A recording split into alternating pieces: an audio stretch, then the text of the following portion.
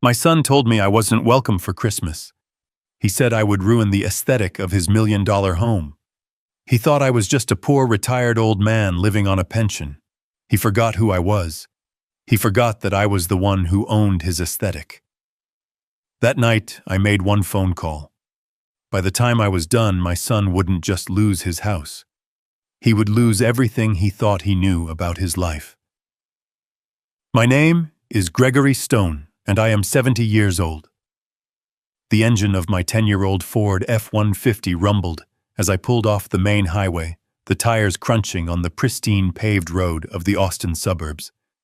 This part of the city always felt foreign to me, like a different planet. The houses weren't just houses. They were statements.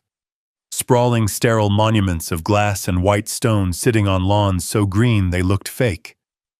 To everyone in this neighborhood, I was exactly what I appeared to be, an old man, widowed, living a quiet life on a factory foreman's pension. My Carhartt jacket was worn at the elbows, my hands were calloused, and my truck had seen better decades. It was a good cover. It had been a good cover for 15 years. I was on my way to my son Nathan's house. He's 42, my only child. Today was my granddaughter Emily's 7th birthday, just a few days before Christmas. In the passenger seat, wrapped in a soft blanket, was her gift. It was a dollhouse. But it wasn't some plastic thing you buy at a big box store. I had spent the last 6 months in my workshop crafting it by hand. It was a perfect 1/12 scale replica of the first home I ever shared with my late wife, Clara. A tiny 2-bedroom bungalow on the east side. I'd carved every miniature cedar shingle for the roof. I'd hand-painted the tiny blue shutters. I'd even replicated the slight familiar warp in the front porch boards. That little house was built from 6 months of my time, my memory, and my love. I pulled up in front of Nathan's home. It was a $1.5 million block of modern architecture. The driveway was already packed with high-end cars. BMWs, a few G-Wagons, a shiny new Mercedes. My old Ford looked like a stray dog that had wandered into a pedigree dog show.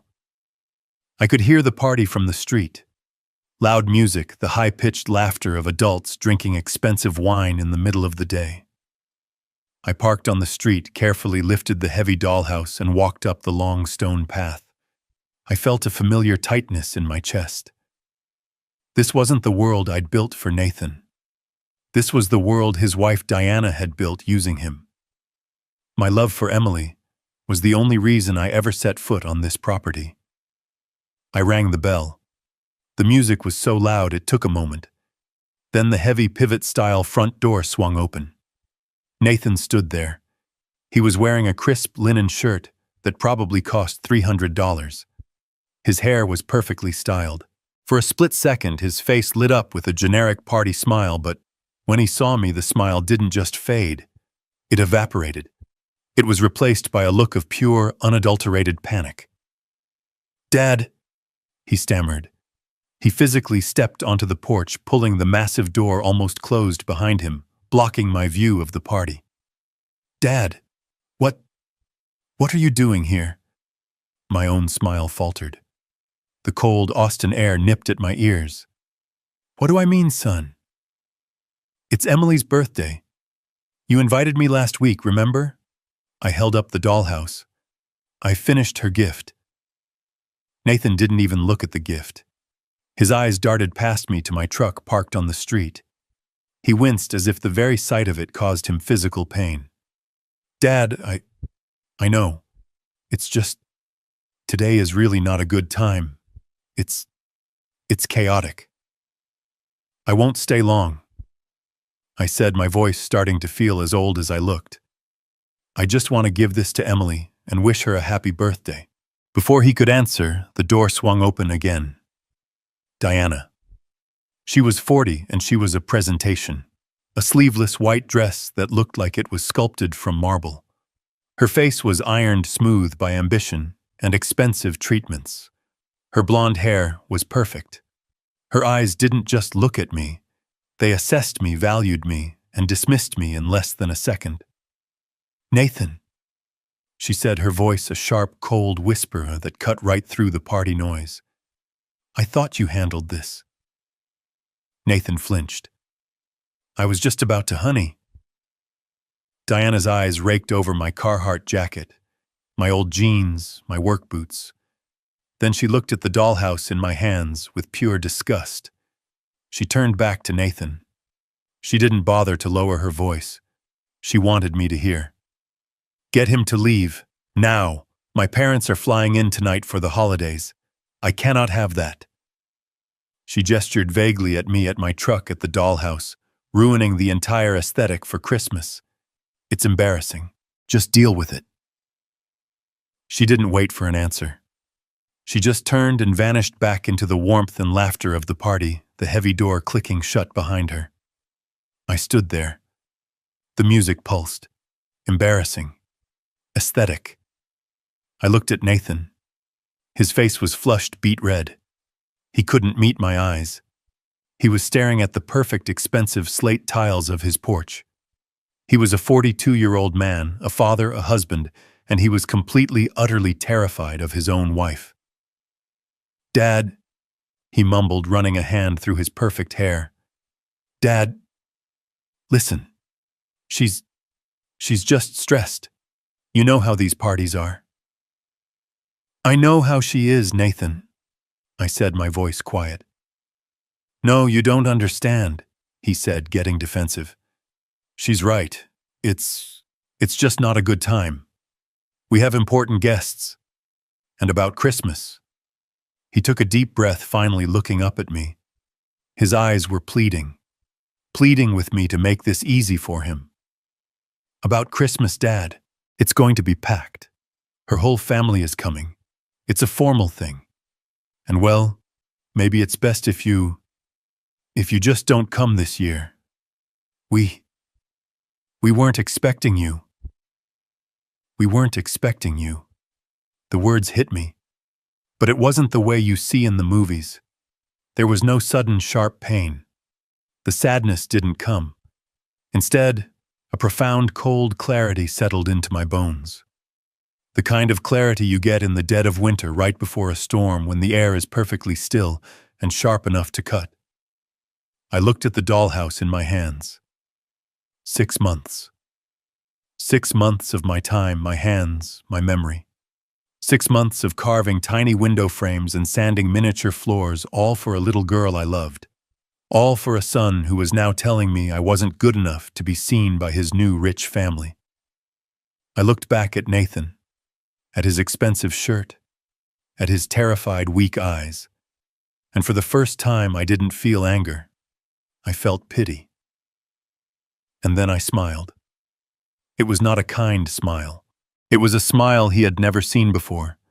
It was the smile of Gregory Stone, the man he never knew. Okay, Nathan, I said, my voice suddenly light, almost cheerful. I understand completely. Aesthetic. I wouldn't want to be a bother. Dad, it's not like that. No, it's fine, I said, holding up a hand. You're busy. Your guests are waiting. I bent down and placed the dollhouse, all 6 months of my love, on the cold slate porch. It looked small and terribly out of place, just like me. You have a good party, son.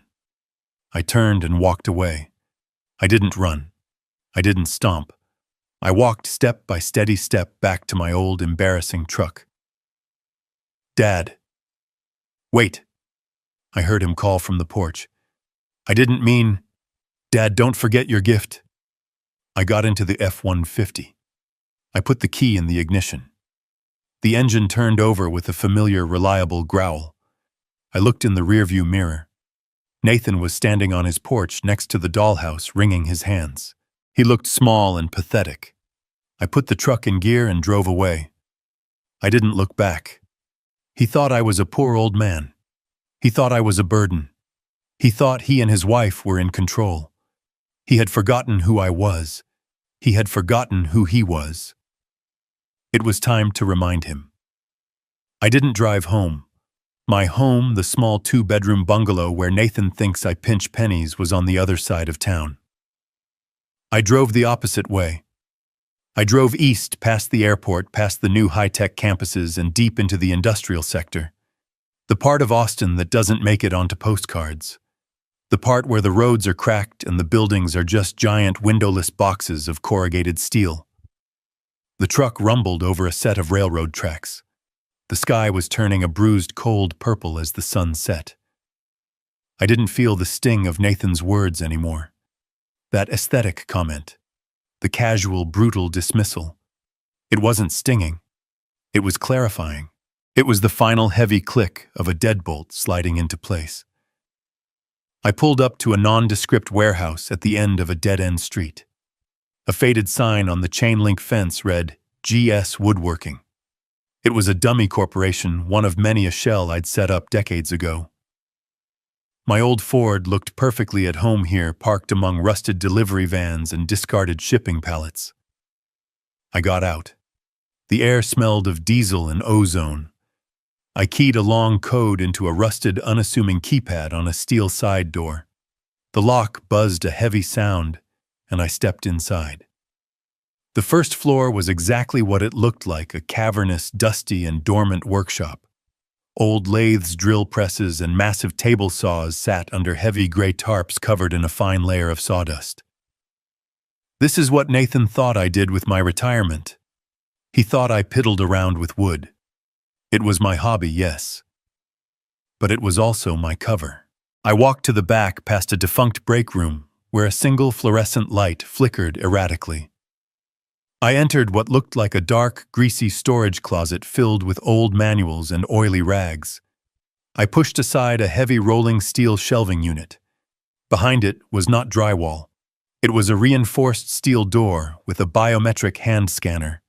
I placed my right hand on the cold glass. A small green light scanned my palm. The machine hissed, and the vacuum-sealed door clicked open. The room I stepped into was silent, cold, and dark. I flipped a single switch. It wasn't a workshop. It was a command center. A long, curved desk faced a wall of 6 large monitors. They hummed to life, bathing the windowless room in a cool blue light. A secure server rack blinked silently in the corner next to a private satellite uplink. This wasn't a foreman's retirement den. This was the private office of a man who moved millions of dollars before most people finished their morning coffee. I sat down in the black leather chair, the kind that costs more than my truck. I looked at the desk. There was only one item on it besides the keyboard. It was a small, custom-engraved brass plaque, a retirement gift from my old partner Peterson. It didn't in lot say Gregory Stone. It just said Stone. Because I am Stone. I am the Stone in Stone & Peterson Global Logistics, one of the largest privately held freight and logistics empires in the state of Texas. I didn't work at a factory. I owned the factory, and the 200 trucks that serviced it, and the 4 distribution centers they shipped from. I didn't retire 15 years ago with a small pension and a gold watch. I retired after a strategic buyout that made the front page of the Wall Street Journal's business section. My current net worth as of this morning's market close was $82 million. $82 million. And my son, my only child, my heir, had just told me I wasn't welcome for Christmas because my worn-out jacket and my old truck would ruin his aesthetic.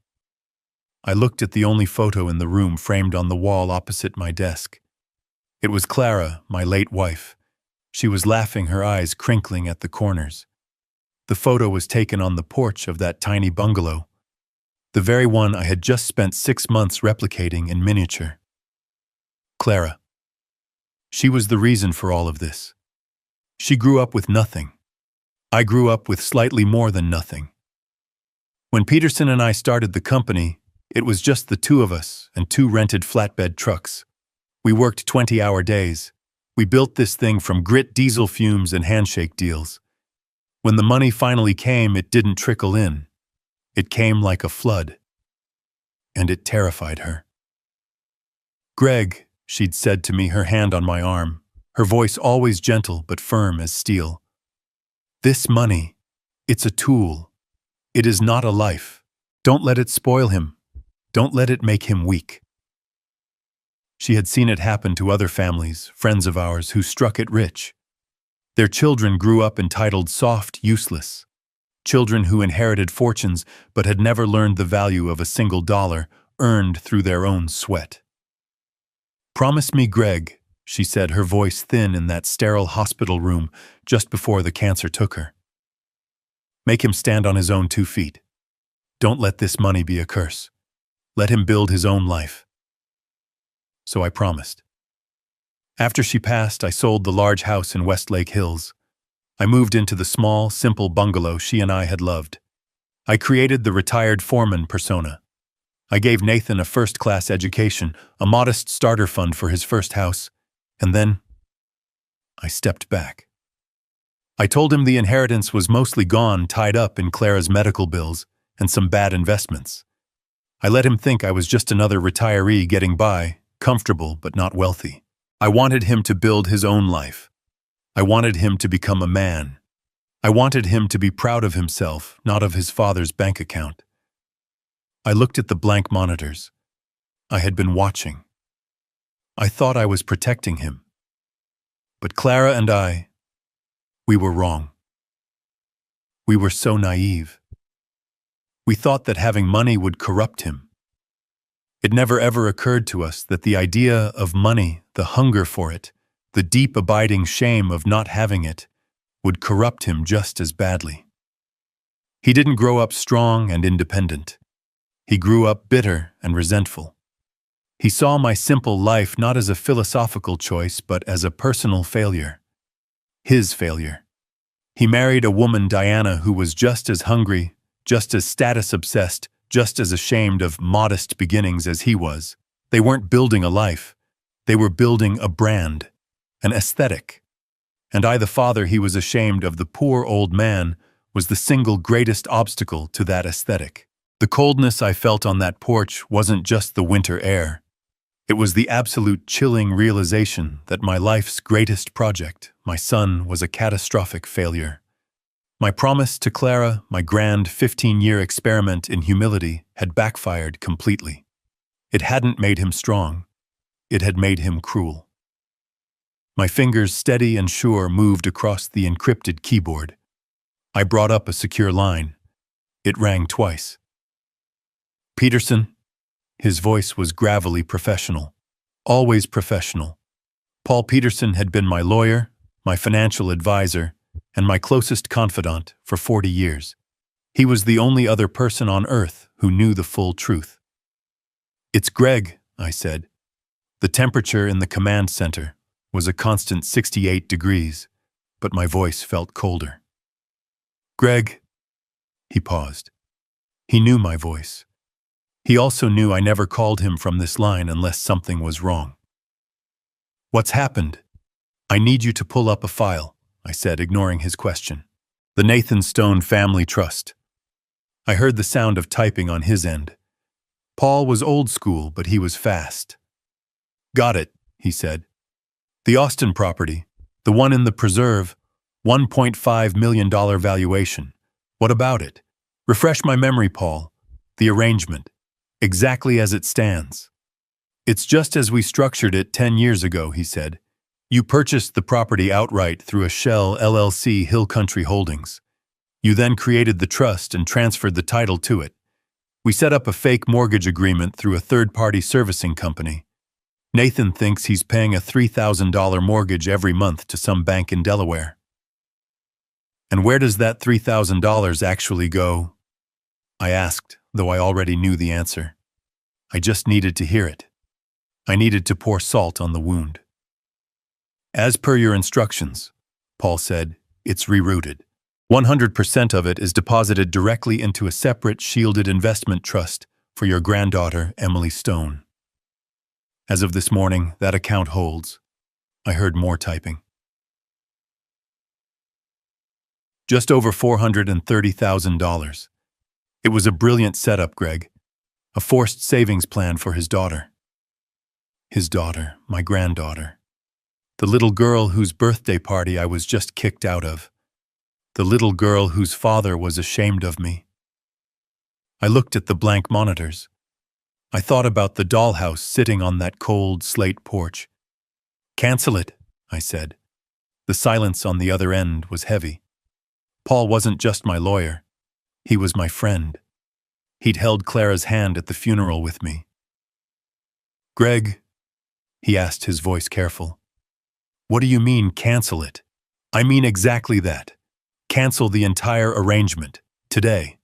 I want you to dissolve the trust's claim on the property, transfer the title from Hill Country Holdings back to the main Stone and Peterson corporate portfolio.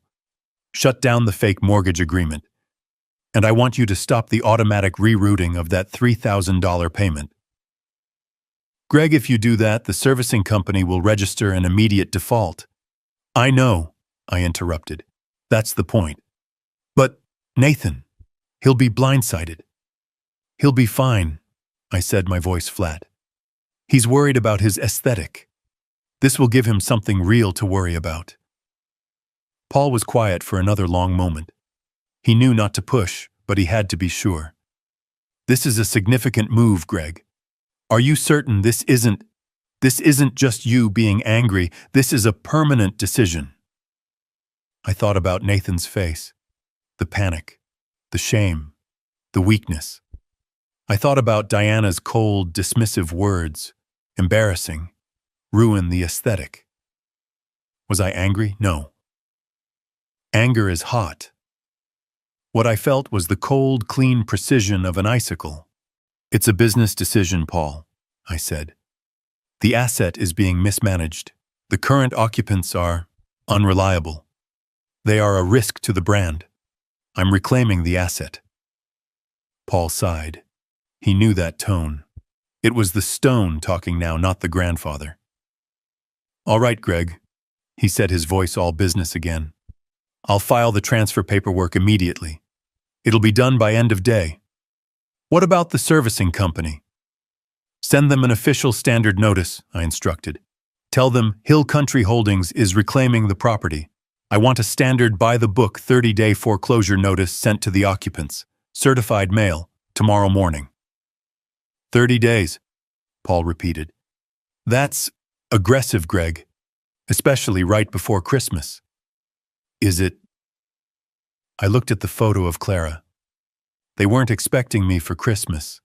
Now they'll have something else to focus on. Send it. "It's done," he said. "Is there anything else?" "Yes," I said. "I want you to start digging. I want to know why they were so desperate for me to be gone. They're in trouble, Paul. I can smell it. Nathan lied to me 6 months ago about his job. He had me co-sign a $200,000 line of credit. He said it was just in case. I want to know if he's touched it. I want to know what he's hiding." "I'll get my investigators on it immediately," Paul said. "I'll have answers for you within 48 hours. "Good. Thank you, Paul." I hung up the phone. I didn't get up. I just sat there in the blue light of the monitors. The first move was made. The first thread was cut. Nathan and Diana were at this very moment still inside that $1.5 million house, laughing, drinking, celebrating their perfect, aesthetically pleasing life. They had no idea that the foundation they were standing on had just turned to dust. They thought they had 30 days. They didn't realize they had already lost everything. 2 days passed. The silence was profound. It was Christmas Eve. I spent the day in my garage workshop, the one attached to my small bungalow, the one that smelled of pine shavings, old oil, and the varnish Clara used to love. This was the life Nathan and Diana pictured for me, a lonely old man puttering around with scraps of wood living in the past. They weren't entirely wrong. I was living in the past. I was sanding a small, simple wooden train, a late gift for a neighbor's grandson. My hands were steady. The chisel moved smoothly, carving the contours of the engine. This was my piece. This was what Clara and I had chosen. A quiet life. As I worked the sharp edge of my chisel scraping away the wood, I thought about them. I pictured their Christmas. The massive, perfect tree flown in from Oregon, dripping with white lights. The cold, minimalist table settings.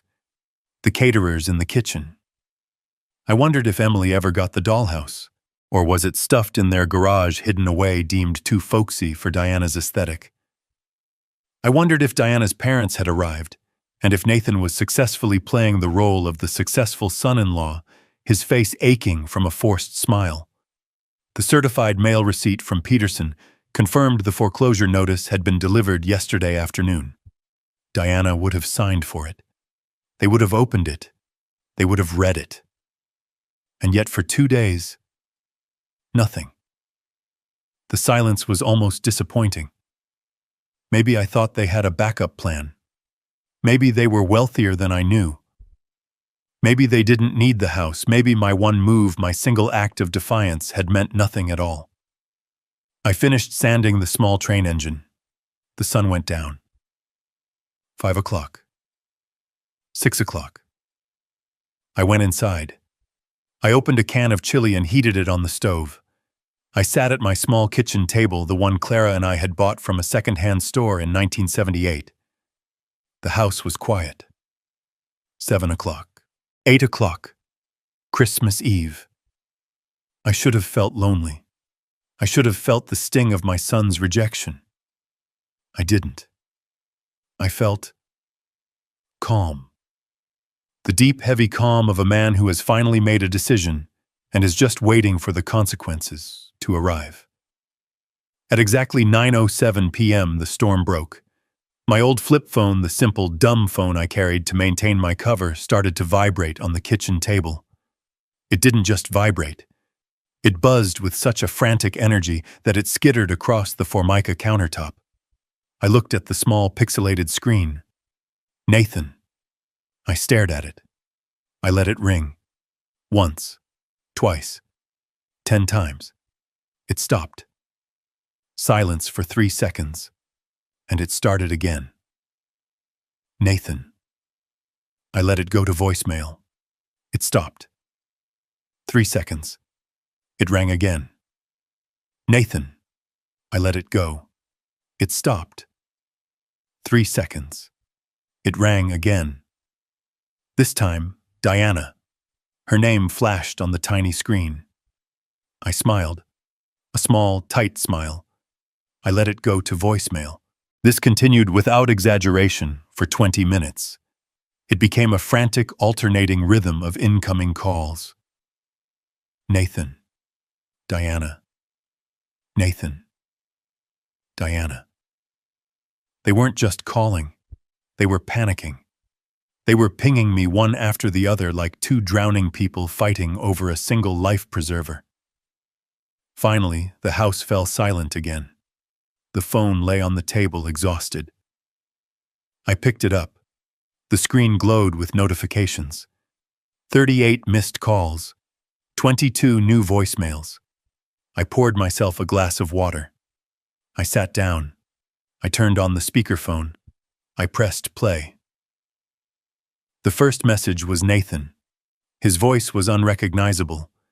It wasn't the voice of the confident, dismissive man who'd turned me away from his porch. It was the high-pitched, breathless squeal of a terrified boy. Dad! Dad! Pick up the phone. What did you do? What did you do? The bank called. They said the house. Dad. It's a foreclosure. They said we have 30 days, 30 days. It has to be a mistake. It's Christmas, Dad. You have to call the bank. You have to fix this. Fix this. The message ended with an abrupt fumbling click. The next one started instantly. Diana. Her voice wasn't a squeal. It was a low, vicious snarl, the sound of a cornered animal. You did this. You senile old fool. You think this is funny. You think you can ruin us. We got the letter. Our lawyer said it's real. You canceled the payment. How dare you? You will call them back and you will fix this right now, or I swear to God. Gregory, I will. Click. The next message. Nathan again, this time clearly sobbing. Dad, please. Diana's parents are here. They heard everything. They're looking at us like, Dad, my life is over. My job, the house, everything. You have to fix this. It was just a stupid comment about Christmas. It was just a stupid comment. You can't destroy our lives over a stupid comment. Click. Diana again. Gregory, if you don't pick up this phone, we are coming over there. We are driving over right now, and you will fix this, you miserable, selfish old... Click. I listened to all 22 messages. It was a symphony of desperation. A chaotic hour-long opera descending from confusion to rage to weeping to outright incoherent threats. When the last message finished, I pressed delete. I sat back in my chair. The house was silent once more. I analyzed what I had just heard. The panic. The sheer animal terror in their voices. And something didn't add up. Losing a house is bad. It's a catastrophe. Having it happen on Christmas Eve in front of your wealthy in-laws is a humiliation beyond words. I understood that. But this was more than humiliation. This was Armageddon. This was my life is over terror. This was not the reaction of a successful 42-year-old man and his wealthy wife who just lost their primary residence.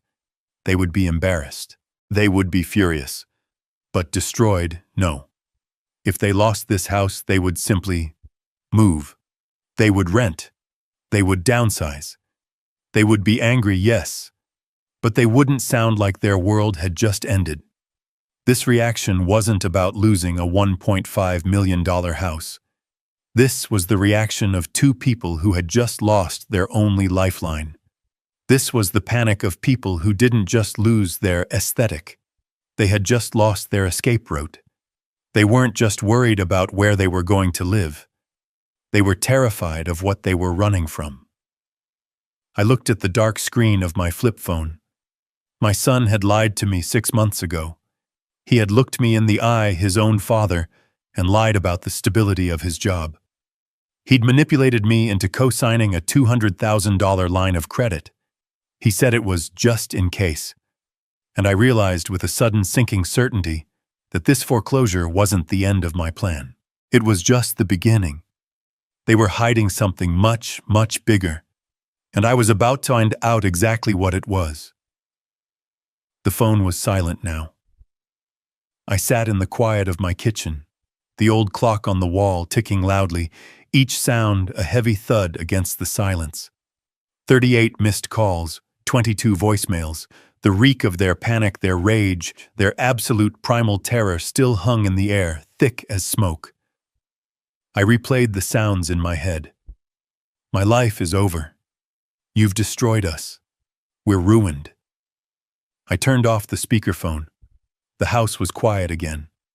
But my mind was not. I tried to line it up. I tried to make the math work. A man like Nathan with a wife like Diana lived on image. I understood that. Losing a $1.5 million home was a social catastrophe. Being exposed in front of her wealthy parents, the ones they were so desperate to impress, was a humiliation. But destroyed, ruined, no.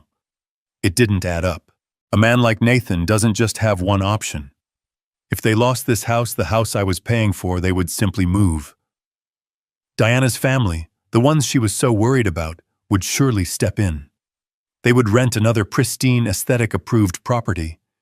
They would complain. They would blame me. But they wouldn't sound like their lives were over. The terror in their voices wasn't the sound of embarrassment. It was the sound of people whose only escape route had just been set on fire. It was the sound of Balmning who weren't just losing a house. They were losing their last chance. This wasn't about the foreclosure. The foreclosure was just the trigger. The panic was about something else. Something they were running from.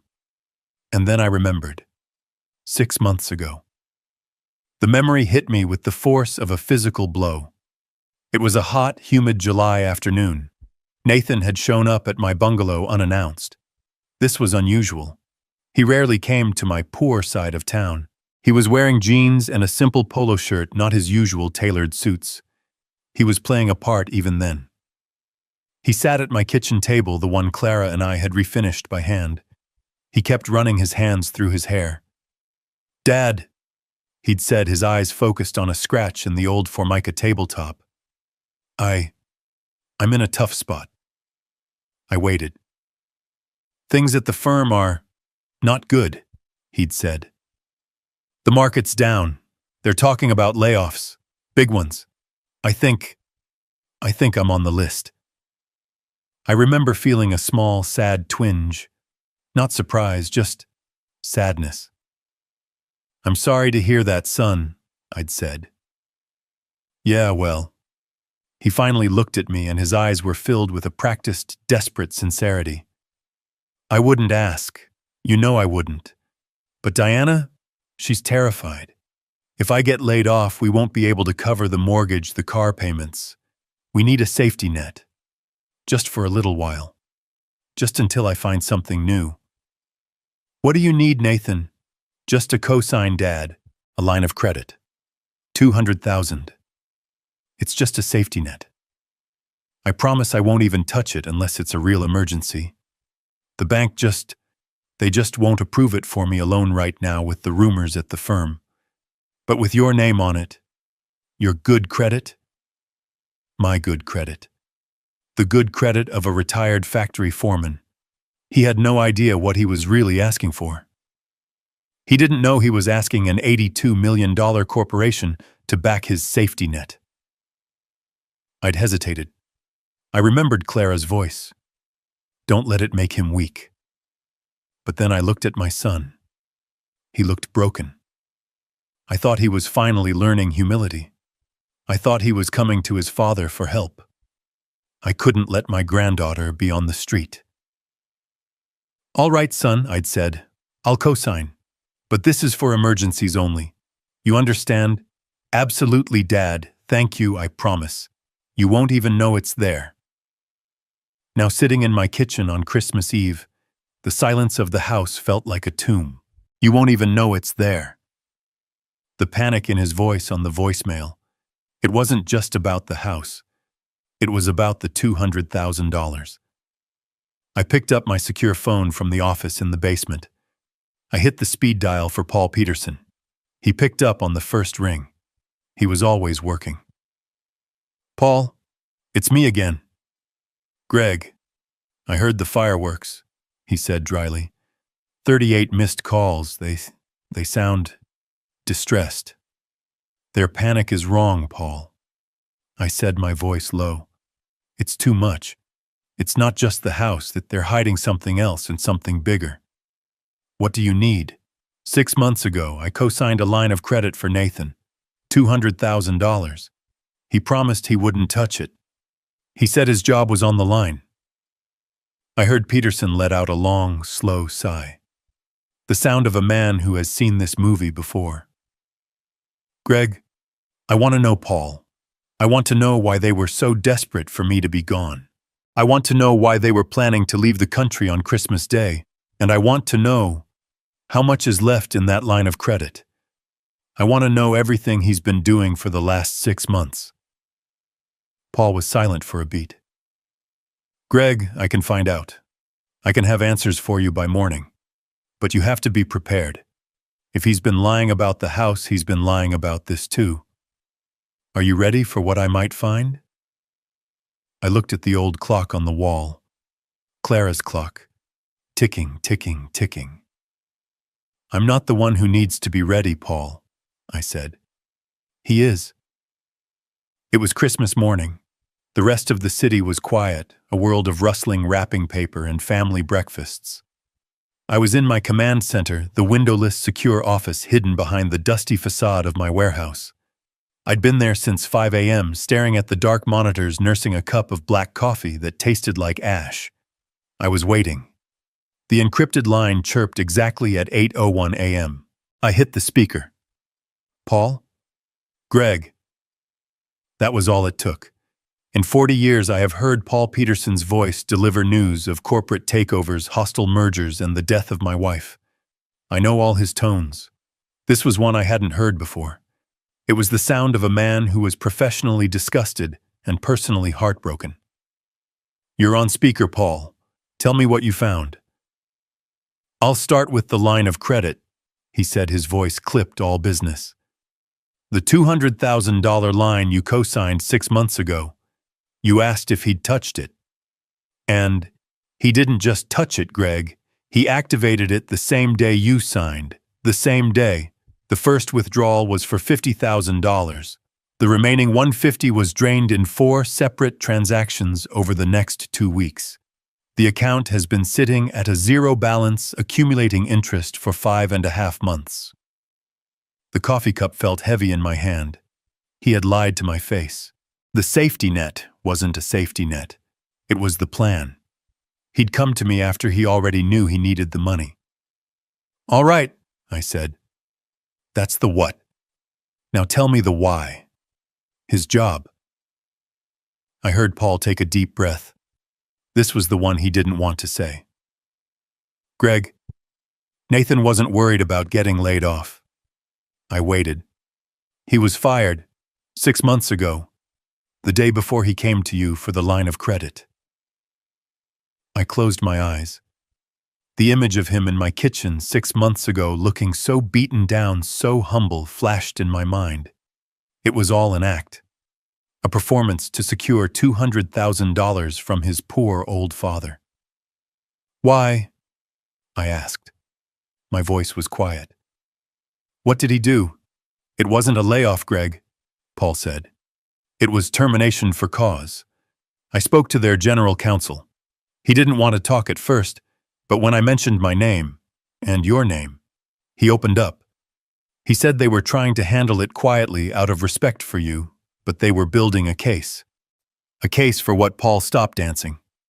"Embezzlement." The word just hung there in the sterile air of the office. Embezzlement. It wasn't a word I associated with my family. It was a word for spreadsheets, for newspapers, for strangers in cheap suits being led into courthouses. It wasn't a word for my son. "He didn't just take a little Greg," Paul continued, his voice hardening. "He'd been at it for over a year, skimming from client escrow accounts, moving fractions of pennies, then whole dollars, then thousands. He was smart. He covered his tracks. But he got greedy. He got sloppy. They caught him." I tried to breathe. "How much?" "Their internal audit found he'd stolen just over $190,000. I did the math in my head. He stole $190. He borrowed $200. He'd used my money, my good name, to pay back the money he'd stolen. He'd used fraud to cover up his theft." "So, the line of credit, he paid them back?" I asked. "He did," Paul confirmed. "He paid the firm back in full anonymously through a third-party account. He was trying to make the criminal charges go away. He was trying to pay out their silence before they filed a report." "And did they pay?" "No," Paul said. "They took the money, but they're still filing. Embezzlement is a felony. Restitution doesn't just make it disappear. They're preparing the criminal case now. They were going to serve him the papers after the new year." I stood up and walked over to the concrete wall of the warehouse. I pressed my forehead against the cold, rough surface. My son was a thief. He wasn't weak. He wasn't just influenced by his greedy wife. He was a criminal. He had looked me in the eye and manufactured a lie about layoffs to manipulate me into giving him the money he needed to cover his own crime. And I had fallen for it. Gregory Stone, the man who had built an $82 million empire by reading people, by never missing an angle, had been played like a cheap fiddle by my own flesh and blood. "Greg, you still there?" Paul asked. "I'm here." My voice was a rasp. "So, the foreclosure, their panic. It all makes sense now," Paul said, thinking out loud. Losing the house was bad. But losing the house when you have no job, when you're $200,000 in debt, and when criminal charges are about to drop, that's not just a setback. That's checkmate. Checkmate. "He had no income," I whispered, realizing the full scope of it. "He's had no income for 6 months. They've been living on that line of credit. My line of credit. And whatever was left of it, Greg. Which wasn't much." I thought of Diana, her obsession with aesthetic, her expensive clothes, the parties, the Mercedes. They weren't just living beyond their means. They were living entirely on my means, on my name. "Thank you, Paul," I said. "There's one more thing," he said. "The why. Why were they so desperate for you to be gone by Christmas? It's not just because they were hiding this. It's worse." My blood ran cold. "Worse? How can it possibly be worse than embezzlement, Paul?" "I'll have the full report for you tomorrow," he said. This part I need to verify in person. It's unbelievable. Greg, just stay safe. And don't talk to them. Not until you've heard what I have to say." He hung up. I stood in the silence of my office. The calm I felt on Christmas Eve was gone. The cold precision was gone. It was replaced by a slow, burning, radioactive rage. He hadn't just insulted me. He hadn't just lied to me. He had used me. He had used my love, my trust, and my good name to cover up a felony. And he was still hiding something. I looked at the phone. I knew they would call again. They were desperate. They were trapped. And trapped animals are the most dangerous. I picked up the phone and dialed my head of security. "Alex," I said, "I need a full surveillance team on my son's house. I want to know who they talk to. I want to know where they go. And I want a detail on my granddaughter, Emily. Effective immediately." My son thought he was fighting for a house. He had no idea what he had just started. I was still trying to process the numbers. $190,000. Stolen. $200,000. Borrowed. My name. My debt. My son a criminal. My entire life I had built a fortress of financial security. I had done it to protect my family, to give them the one thing Clara and I never had: peace. And in one afternoon, my son had taken that fortress, my name, my reputation, and he had tied it to his own sinking ship. "So," I said, my voice barely a whisper, "he's broke. He's a thief. He's facing prison.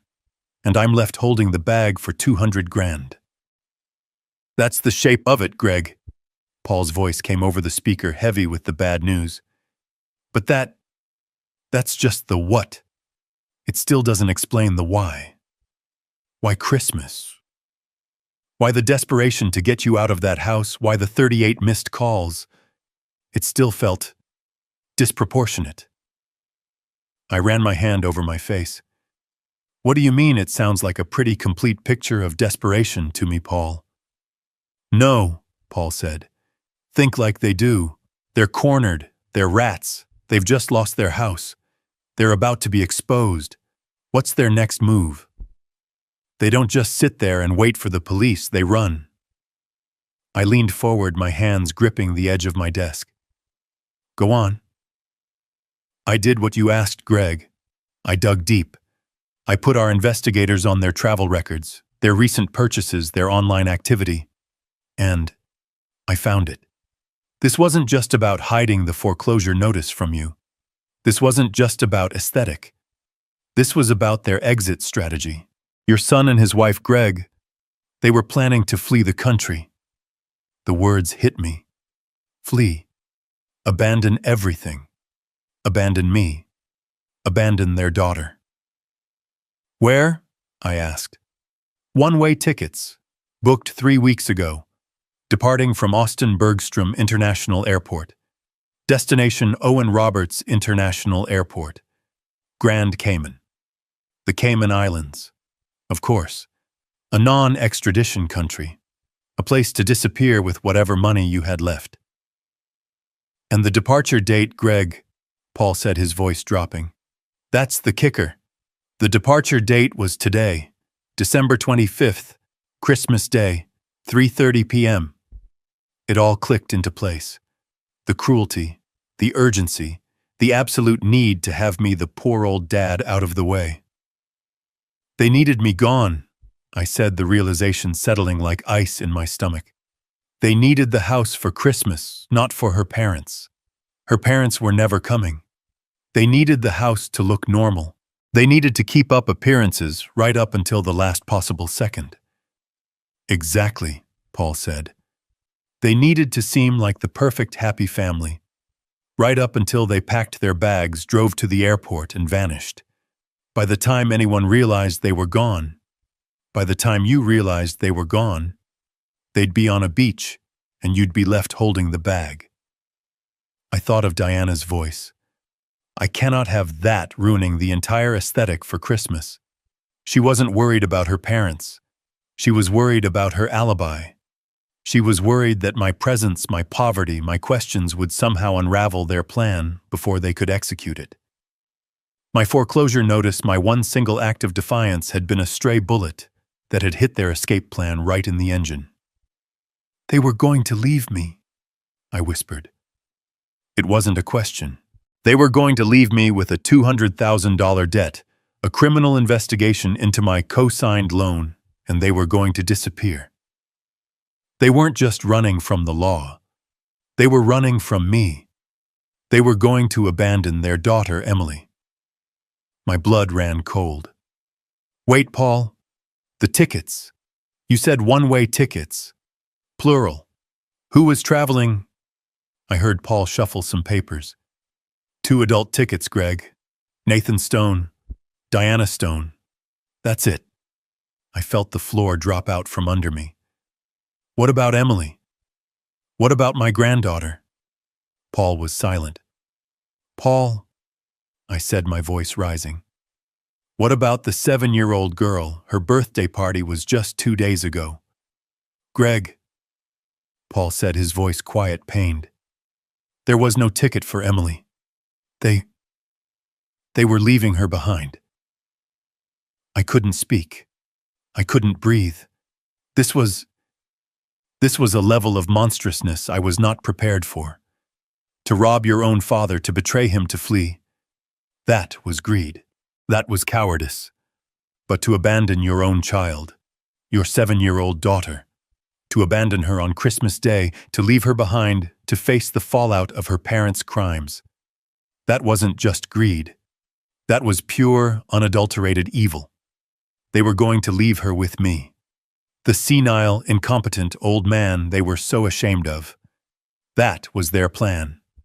Leave the girl, take the last of the cash, and disappear. Paul, I said, my voice shaking not with rage but with a horror so profound it made me sick. I know, Greg, he said softly. I know. But, Paul, this still doesn't add up.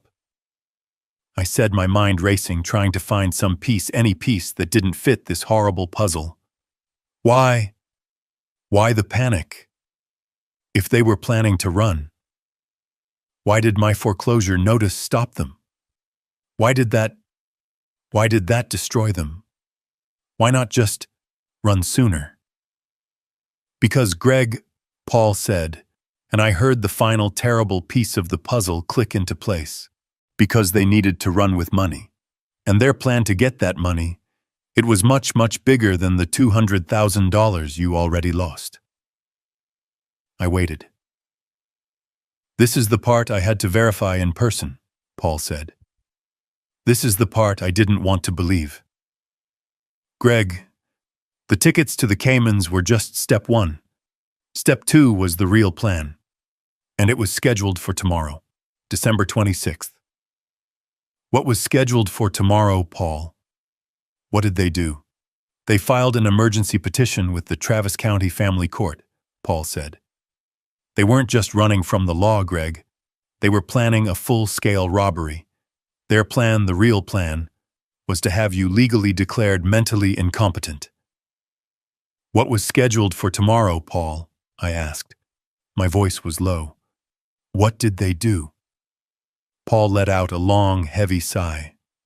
The kind of sound a man makes when he has to deliver a eulogy for someone who is still alive. Greg, he said, and his voice was pained. The Cayman tickets, the embezzlement, that was just them trying to stop the bleeding. The real plan, The one they've been working on for months. That was scheduled for December 26th. Tomorrow. He paused. They filed an emergency petition with the Travis County Family Court. My mind went blank. A petition, a hearing. What kind of hearing? Greg, he said, and I could hear him steeling himself. They filed a petition for an emergency guardianship hearing. They were going to have you declared legally mentally incompetent. The words didn't make sense. Incompetent. Me. I felt a strange hollow laugh bubble in my chest. It died before it reached my lips. They. What? On what grounds? On the grounds. Paul said, his voice now dripping with professional contempt, that you are suffering from senile dementia, that you are a danger to yourself and your finances, that you are no longer capable of making rational decisions. I stared at the concrete wall. My son Nathan, the boy I had taught to read, the boy whose fevers I had nursed, the boy I had protected. He was trying to have me declared insane. But the evidence, I stammered. There is no evidence. I'm perfectly fine. I just spoke to my doctor last month. You don't need real evidence for an emergency petition, Greg. You just need testimony. And they had it. We pulled the file. They had sworn notarized affidavits from 3 of Diana's friends. Friends who our investigator confirmed all received consulting fees from Diana last week. All 3 of them swearing they'd seen your rapid mental decline. I felt sick. They had a full narrative, Greg. Paul continued, his voice cold as a scalpel. They painted a picture. They told the court you're an old man living in abject poverty and self-neglect. They claimed you were refusing care, that you were unstable. They even twisted your hobby. My woodworking. They called it a compulsive obsession with childlike objects. They called your dollhouse a clear sign of a regression to childhood. They were going to use the very gift you made for your granddaughter as proof that you had lost your mind. I thought of the dollhouse sitting on that porch. I thought of the 6 months of love I'd poured into it. And they were going to use that as a weapon. The plan was simple, Greg, Paul said. They would show up to the hearing tomorrow as the concerned family. They would present the affidavits from their paid-off friends. They would tell the judge with tears in their eyes that you had become erratic and paranoid. They were even going to use the incident at the party against you. What, but they were the ones who… Of course, Paul cut in. It's perfect. They'd say, we invited him for his granddaughter's birthday, Your Honor, and he just stared at us, left his gift, and drove away. He was confused. He didn't even recognize us. They manufactured the evidence, Greg. They poked the bear, and then they planned to go to court complaining that the bear had growled. My son had done this. And then what? I whispered. What was the end game? The end game. Paul's voice was sharp. The end game was to get the judge who would only have their side of the story to grant them emergency temporary guardianship. They would have you committed, placed in a secure facility, a nursing home, while they sorted out your affairs. And once they had that guardianship, once they had power of attorney, they would have full legal access to everything. He let that sink in. They weren't just planning to run Greg. They were planning to liquidate you, to sell your house, your truck, your tools, everything they thought you had. They would have paid their $200,000 debt, paid off the embezzlement, and then used the rest of your life savings to fund their new life in the Caymans. They were going to leave you to rot in a nursing home legally erased, while they drank cocktails on a beach, living off the money you earned. I looked at the picture of Clara, her laughing, honest eyes. Don't let it make him weak. I hadn't made him weak. I had made him this monster, this coward. This wasn't just a betrayal. This wasn't just theft.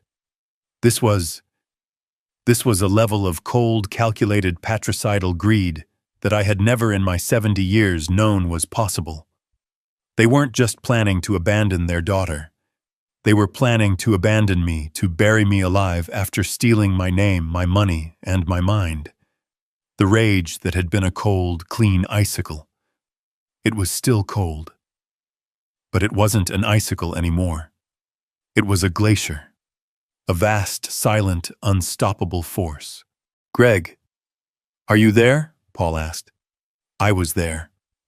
Oh, I was more there than I had been in 15 years.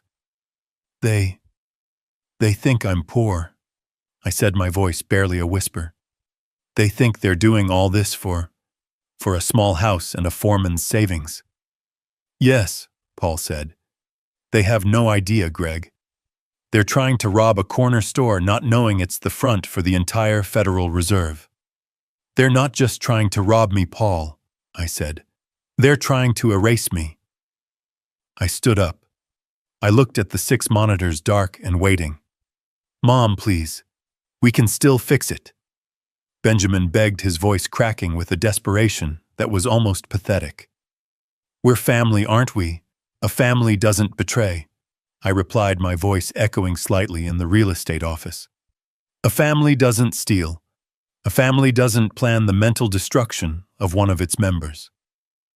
What you are, I said, looking at him, at his wife, at his daughter, is not a family.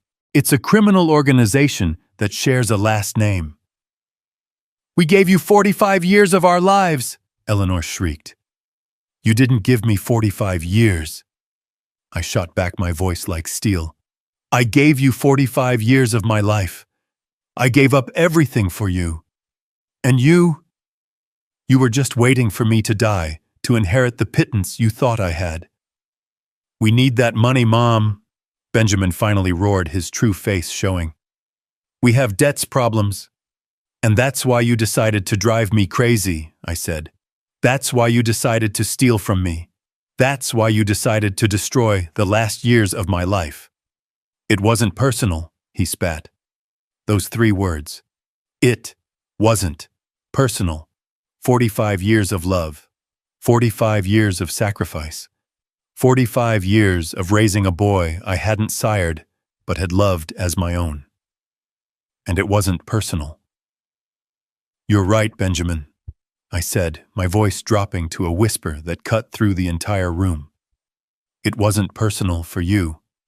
And from now on, it won't be personal for me either. I turned to my lawyer. Dr. Montgomery, I believe we're finished here. I hung up the phone. The war had been officially declared, and I had all the weapons. I hung up the phone. The speaker clicked off, plunging the command center back into its usual humming silence. The monitors glowed, showing financial data streams and market reports that meant nothing to me in that moment. I just sat there. I didn't move. I didn't pace the concrete floor. I didn't pound my fist on the cold steel desk. I didn't swear. I just sat. I stared at the rough gray concrete wall opposite me. I listened to the quiet rhythmic whir of the server rack.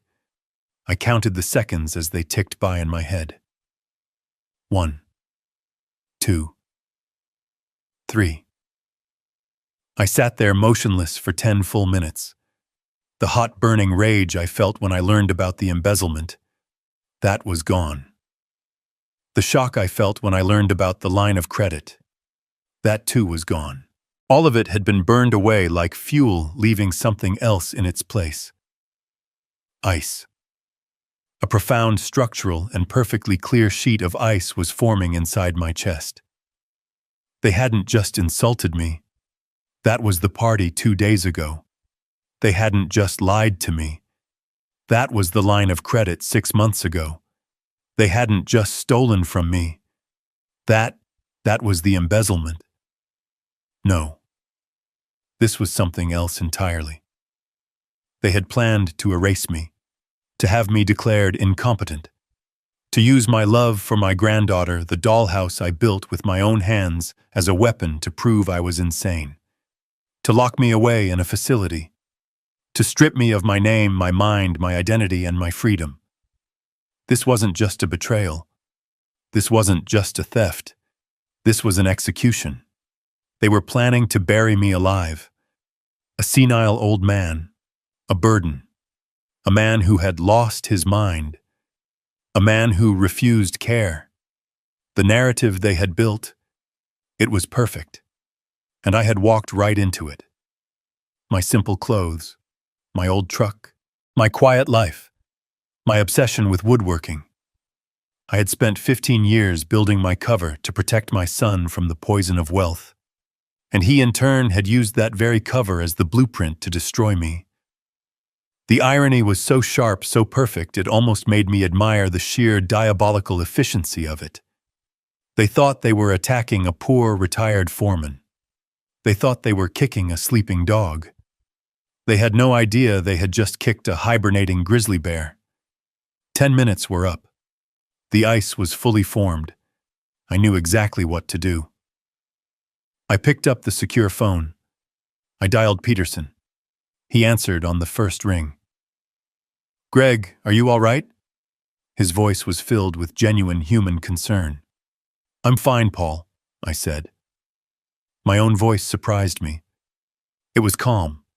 It was steady. It was the voice I used to use in the boardroom, the one right before I was about to gut a competitor and sell their company for parts. "Paul, I have new instructions. I need you to listen very carefully." "Anything, Greg." "What's the play?" "First," I said, "the foreclosure notice we sent." "Yes. Cancel it." There was a stunned silence on the other end of the line. "Greg, I don't understand. I thought that was the point." "You thought I wanted to punish them by taking the house," I said. "That was an emotional move. This is a strategic one. I don't want them panicked about the house. I want them panicked about the money." "Go on," Paul said, his voice shifting. He was back. He was all business. He understood. "Cancel the foreclosure immediately. Call the servicing company. Tell them it was a clerical error, a system mistake. Restore the fake mortgage agreement. Restore everything related to the property. I want Nathan to wake up tomorrow morning, check his account, and see that the house is safe. I want them to feel a wave of relief. I want them to think they're safe." You're giving them the house back."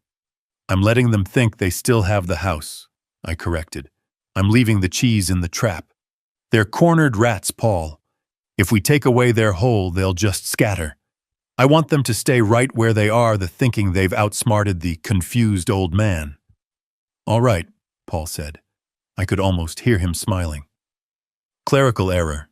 The foreclosure is gone. What's next?" "Next," I said, "we cut off their oxygen. The $200,000 line of credit. The one I co-signed. The one you're now liable for. That's the one.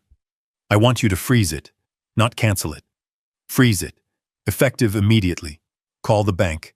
Use my authority as the primary guarantor. Tell them you suspect fraudulent activity on the account, which is the God's honest truth, and that you are locking it down pending a full investigation. I want it frozen so tight, not a single dollar can be moved in or out." "Oh, that's beautiful, Greg," Paul said. "They'll wake up thinking the house is safe, but the cash they were living on, the cash they were going to use to run to the Caymans, is gone." "Exactly. They'll be trapped. They'll be in that house with no job, no money, and a criminal indictment hanging over their heads. They'll panic, and they'll make a mistake." "And when they do," Paul asked. "When they do," I said, "we'll be there. That's the last thing. Tomorrow, 10 a.m. I want you at my bungalow, the small one, the foreman's house, and I want you to bring 2 men with you, not lawyers, not accountants. I want the 2 best private detectives on your payroll, the ones who look like they mean business." "You're planning a confrontation." "I'm planning an intervention," I replied. "They're desperate. They're out of cash. Their escape plan is ruined. Their only remaining move is the competency hearing. They have to come to me. They have to either beg me for money, or they have to accelerate their plan to have me committed. I looked at the photo of Clara, her laughing smile. Either way, I finished. I'll be ready for them. Tomorrow, Paul, we end this. We end this for Clara. We'll be there at 10, Greg, and be careful. Don't worry about me, I said, hanging up the phone. They're the ones who need to be careful now. I didn't have to wait long. It was the day after Christmas, 10 o'clock in the morning. I was in the small kitchen of my bungalow reading the newspaper, a simple cup of black coffee steaming on the formica table. The house was silent. I was waiting. I heard the car before I saw it. It came down my quiet residential street too fast. A squeal of brakes, a sound entirely out of place in my sleepy neighborhood. Then a car door slammed, followed immediately by another. Heavy, frantic footsteps on my porch. Then the banging. Not a polite knock. Not an angry pound. It was a desperate, panicked, rhythmic slamming, like someone trying to break the door down. I folded my newspaper, took a slow sip of my coffee, and stood up. I walked to the door. I looked through the peephole. It was Nathan. His face was pale, glistening with sweat despite the cold. His eyes were wide, darting back and forth. Diana was right behind him, her perfect hair a mess. She was clutching her phone in a white-knuckled grip. I unlocked the deadbolt and opened the door.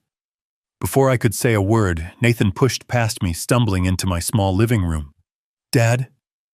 Thank God. Thank God you're here." He grabbed my shoulders, his grip painfully tight. He was shaking. "Dad, I don't know what's happening. The bank, the line of credit, it's frozen. They froze the account. We're ruined. We have nothing. You have to call them. You have to tell them it's okay. You have to help me." His voice was high-pitched, cracking. This was not the man who had told me I'd ruin his aesthetic. This was a cornered animal. Diana rushed in behind him, but she had already chosen a different strategy. Her face was streaked with tears. They were real tears, but they weren't tears of sadness. They were tears of pure, unadulterated rage and terror. She was a terrible actress. "Greg," she sobbed, rushing toward me. She never called me Dad. "Greg, please, we are so sorry. We're monsters. We know.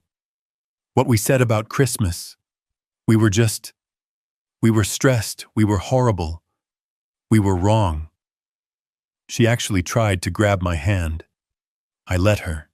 Her skin was clammy. "But you can't do this to us," she wept, her voice climbing. "They froze everything. We went to the bank this morning. The line of credit. It's locked. We have nothing, Greg. We can't pay for anything. We will lose everything you have to help us." I looked at her, then I looked at my son, who was pacing my small living room like a caged wolf. "Everything?" I asked. My voice was quiet, curious. "Everything," Nathan shouted. "The house, the foreclosure notice. We thought we could use the line of credit to find a new place to tide us over. But it's gone. They said it's frozen for fraud investigation." "What did you tell them, Dad? What did you do?" I saw it then. The final piece of their desperate puzzle. They had lost the house. My foreclosure notice had been a clerical error. They had felt a moment of intense relief.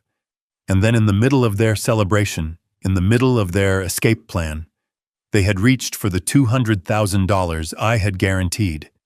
And they'd found an empty frozen account. They hadn't just lost their shelter. They had lost their jet fuel. They were stranded, trapped. No job, no house, no escape. And the legal consequences for Nathan's embezzlement were still barreling toward them. "I didn't tell them anything," I said calmly. "I just told them to freeze the account." "But why?" Diana shrieked. "After everything!" "We said we were sorry. Why would you do this to your own family?" I looked at her, this woman who had planned to have me committed. I looked at my son, the thief. And I did what they expected the poor senile old man to do. I looked confused. I let my shoulders slump. I let a look of befuddlement cross my face. I don't understand, I said, my voice shaky.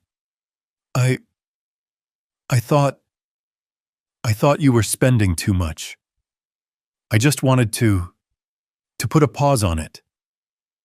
Just until we could talk. I didn't know it would freeze fraud. Why would they say fraud? I let them see the dementia they wanted to see. Nathan and Diana exchanged a quick, frantic look. It was a look of pure, agonizing frustration. They couldn't yell at a confused old man. It wouldn't work. Nathan visibly tried to calm himself down. He took a deep, shuddering breath. "Okay," he said, forcing his voice to be gentle the way you speak to a child or an invalid. "Okay, Dad. It's okay. It was just a mistake. A big mistake. But you can fix it. You just have to call the bank. Right now. You're the co-signer. You have to tell them it's all a misunderstanding, that there's no fraud. You have to tell them to unfreeze the account. Right now." "Yes, Greg," Diana chimed in, her voice dripping with fake, desperate sweetness. "Please, just one phone call. That's all we need. Then we can all sit down and talk. We can fix everything." They were lying again. They didn't want to fix anything. They just needed the money. They needed to run. I knew Peterson had my investigators watching them. I knew they were trapped. I nodded slowly, putting my hand to my head, as if I was overwhelmed by all the noise. It's all so much. So fast. The house, the money. I don't feel well. I walked slowly to my old sputtering kettle and filled it with water from the tap. My hand was perfectly steady. I put it on the stove and turned on the gas. The click, click, click of the igniter was the only sound in the room. Nathan was vibrating with impatience. "Dad, the phone, please call the bank." I turned and looked at them. Two predators caught in a trap, now trying to sweetly coax the hunter into letting them out. I smiled. A simple, grandfatherly smile. The kettle hissed as it began to heat up. "Sit down," I said softly, gesturing to the old mismatched chairs at my kitchen table. "Both of you. You look terrible." They stared at me, confused by the invitation. "I'll make us some tea," I said, "and you can tell me all about losing everything." They stared at me.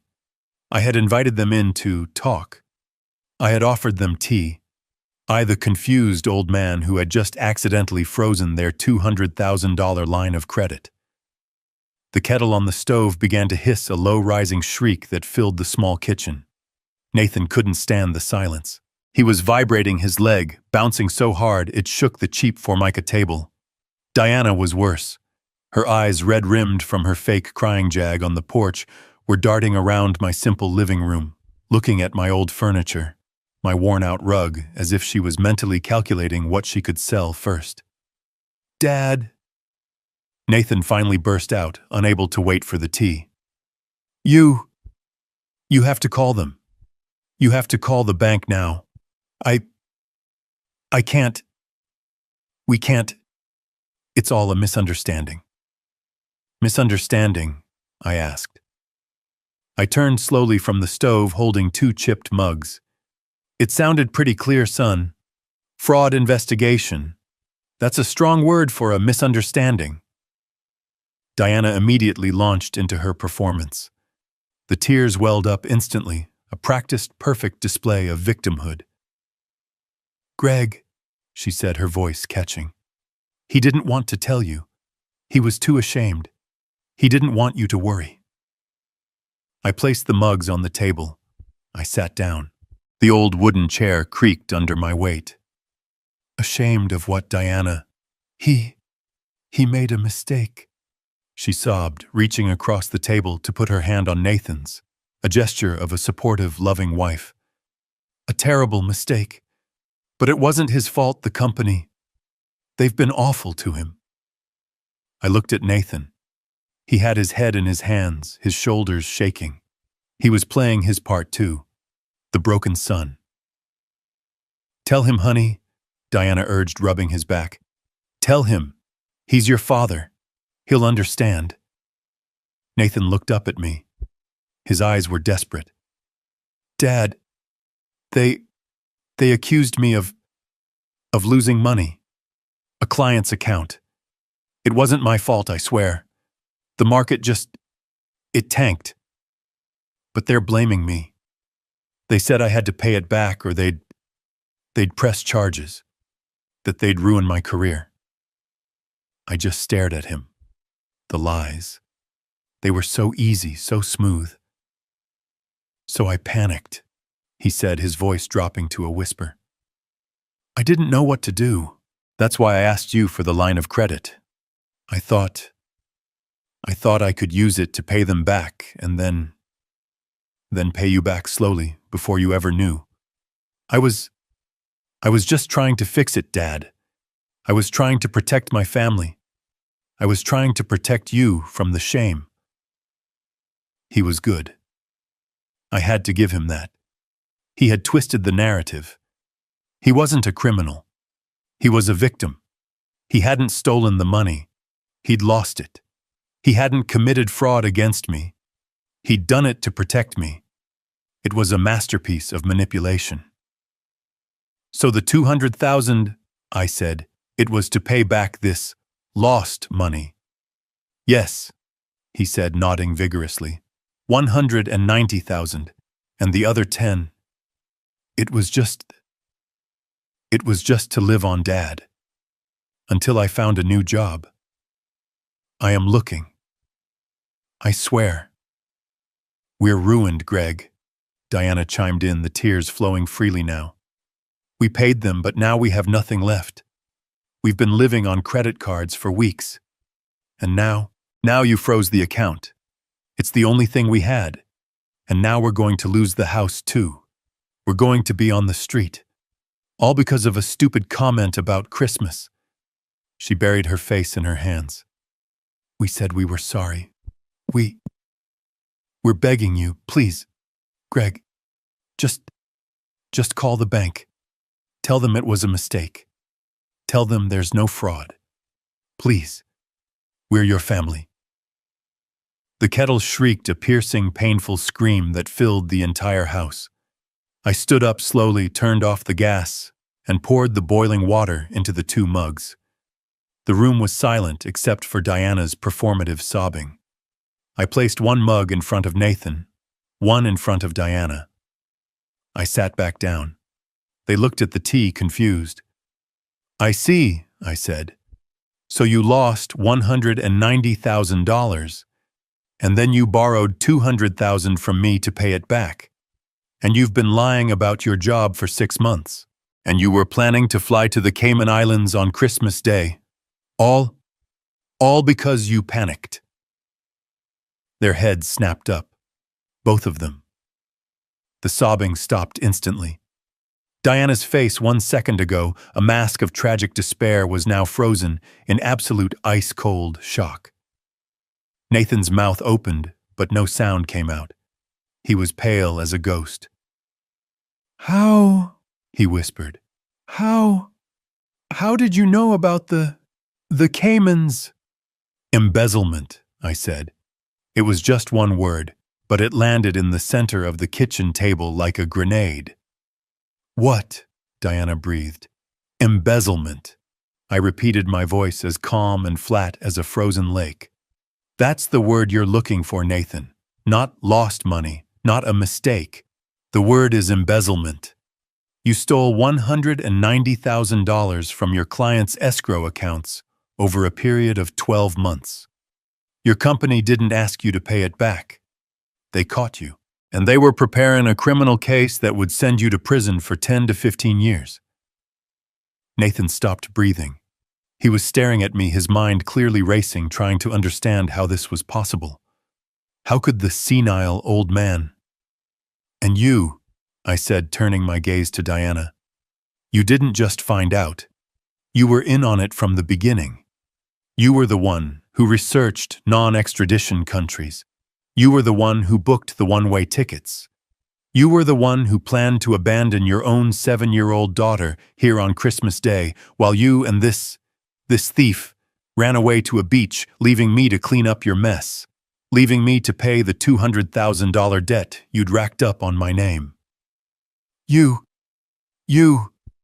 Diana stammered, her face contorting from shock to pure, unadulterated rage. You've been spying on us, You're sick. Nathan, he's lost his mind. He's been spying on us. She grabbed her phone from the table. She fumbled with the lock, her hands shaking, and then aimed the camera at me. She was recording. You see, she shrieked, her voice now loud, performing for the video. You see what I told you? He's paranoid. He's delusional. Greg, you are a sick old man. You're obsessed with us. She panned the camera around my small, simple kitchen. He lives like this in this dump, and he thinks he knows about Cayman Islands. He's tracking us. He's insane, Nathan. This is it. This is the proof we needed. Nathan was still frozen, his brain unable to catch up. Mom, what? How? This is perfect, Greg. Diana screamed, her eyes wild, a terrifying, triumphant smile spreading across her face. She thought she had me. She thought this was her moment. She thought my paranoia was the final piece of evidence she needed to prove I was incompetent. She believed in her arrogance that she had just won. She's right, Nathan, Diana said, her voice dripping with venomous pity. Your mother is deeply unwell. We were right to file the petition. He needs help. I just watched her. I let her finish. I let her dig her own grave right there in my kitchen. When she was finally done, panting, holding her phone up like a weapon, I took a calm sip of my tea. Are you done? I asked. She glared at me. That was a very good performance, Diana, I said. Very convincing. The desperate, concerned daughter-in-law, worried about my mental health. I smiled, a smile that didn't touch my eyes. Tell me, I said, leaning forward, is that the same performance you were planning to give at the emergency guardianship hearing, the one you have scheduled for tomorrow, December 26th at the Travis County Courthouse? The phone in Diana's hand wavered. The color which had rushed to her face in a furious blush drained away completely. She stared at me, her mouth open. The one, I continued, where you were going to present sworn affidavits from your friends stating that I'm senile. The one where you were going to use my dollhouse as proof of my regression to childhood. The one where you were going to get a judge to grant you power of attorney so you could have me committed to a nursing home and liquidate my assets. Diana's phone clattered from her trembling hand onto the table. Nathan finally made a sound. It was a low, choked gasp. He looked from me to his wife, and in that instant he understood. He understood that she hadn't just been planning an escape. She had been planning my execution. How? Diana whispered, her voice barely audible. How do you know that? Because, I said, I'm not a retired factory foreman. I stood up. I walked across the living room to the back wall, the one covered by an old faded bookshelf filled with Clara's gardening books. Mom, what are you doing? Nathan asked, his voice shaking. I put my hand on the side of the bookshelf and pushed. With a soft hydraulic hiss that was utterly silent in the small house, the entire bookshelf, books, shelves, and all swung inward, revealing a dark staircase leading down into the concrete foundation. Nathan and Diana just stared, their faces a mask of complete and total disbelief. You have a basement, Nathan stammered. This house is on a slab. Appearances can be deceiving, son, I said. I turned and looked down the stairs, into the darkness. Paul, I think our guests are ready. Footsteps. Heavy, measured footsteps coming up the stairs. A moment later, a man emerged into the light of my kitchen.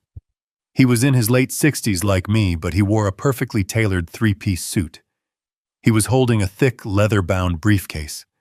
It was my friend, my lawyer, my partner. It was Peterson. "Paul," Nathan whispered. He recognized him. He'd met him at Clara's funeral, introduced as an old friend from the factory. "Hello, Nathan," Peterson said. His voice was polite, but his eyes were chips of ice. "Diana." "What? What is this?" Diana demanded, finding her voice. "Who are you? What is going on?" "This," Peterson said, "is what you'd call a change in circumstances." He stepped aside, and two more men walked up the stairs behind him. They were not lawyers. They were tall, they were built, and they were wearing the unmistakable dark blue windbreakers of the Austin Police Department's Financial Crimes Division. Diana saw them. She let out a small, strangled scream. Nathan shot to his feet, knocking his chair over. He looked at the door. He looked at the windows. He looked at the detectives. He was trapped. "Nathan Stone. Diana Stone," the first detective said, his voice filling the small, quiet room. "You are both under arrest for conspiracy to commit elder fraud, perjury, and felony theft." "No," Diana shrieked, lunging for the door. "You can't! We're the victims. He's the one who's crazy. He's the one who's... Her voice died as the second detective calmly stepped in front of her, blocking her path. "Ma'am, I'm going to need you to put your hands behind your back." As the detectives began the methodical process of cuffing my son and his wife, Nathan just stood there limp, his eyes locked on mine. He didn't resist. He just stared, his face a hollow mask of defeat. "Mom," he whispered. I don't understand. Your house, who are you?" Peterson stepped forward, opening his briefcase on my kitchen table. He clicked it open. "Your mother, Nathan," Paul said, his voice cold and clear, "is Gregory Stone of Stone and Peterson Global Logistics. Her current net worth is $82 million. Diana stopped fighting. She just froze. "The house you were living in," Paul continued, "was purchased for you in cash by your father 10 years ago. The mortgage you were paying was a legal fiction he created to deposit money into your daughter's trust fund. The $200,000 line of credit you defaulted on was guaranteed personally by him. The petition for guardianship you filed was dismissed by a judge this morning in light of overwhelming evidence to the contrary." Peterson reached into his briefcase and pulled out a small digital audio recorder. "And finally," he said, "we have this."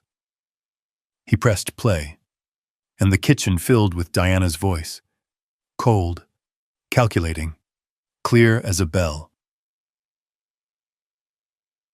"Just get him into the nursing home. Once we have guardianship, we have total control. He'll be so doped up he won't even remember his own name. We sell everything. We pay off the debts. And we are gone. He's just a confused old man. Who's going to believe him?" The recording clicked off. The detectives who had paused during the recording took Nathan and Diana by the arms. You! Diana sputtered, looking at me, that her face a mask of pure, concentrated hatred. "You! Bastard!" "Get them out of my house," I said to the detectives. And they did. I watched them walk my son, my only child, out of my kitchen in handcuffs. He never looked back, not once. The detectives led them out of my house in handcuffs.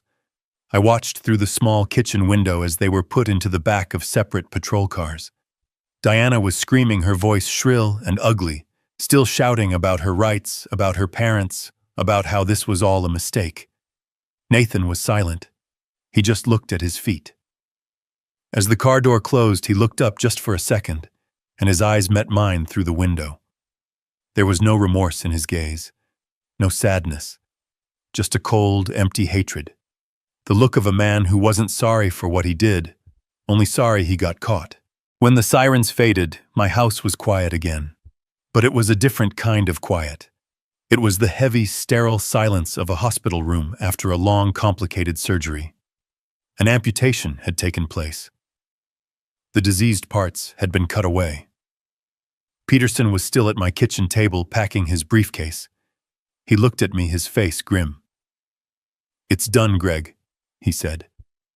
"What happens now?" I asked. "Now," he said, "it gets loud." He was right. By the next morning, it was everywhere. The story was too good for the media to resist. It was the lead story on every local news channel in Austin, and it was getting picked up nationally. The headlines were brutal. "The Phantom Foreman, Austin Millionaire's Secret Life Exposed. Son's Plot to Commit Father Steal Millions Unraveled. The Aesthetic Deception, How a Greedy Couple's Lies Led to Their Arrest." My quiet, simple life was over. My phone, the flip phone, and my secure line both rang off the hook. I unplugged them all. Alex, my head of security, posted a team at my gate to keep the news vans away. The legal process was swift. Facing $82 million, a team of lawyers from Stone and Peterson, and the full weight of the FBI's evidence on the document forgery, Nathan and Diana didn't stand a chance. Their entire defense crumbled, but their marriage crumbled first. I heard it from Peterson. The moment they were in separate interrogation rooms, Diana sang like a canary. She turned on Nathan with a speed and viciousness that was almost impressive. It was all him, every bit of it.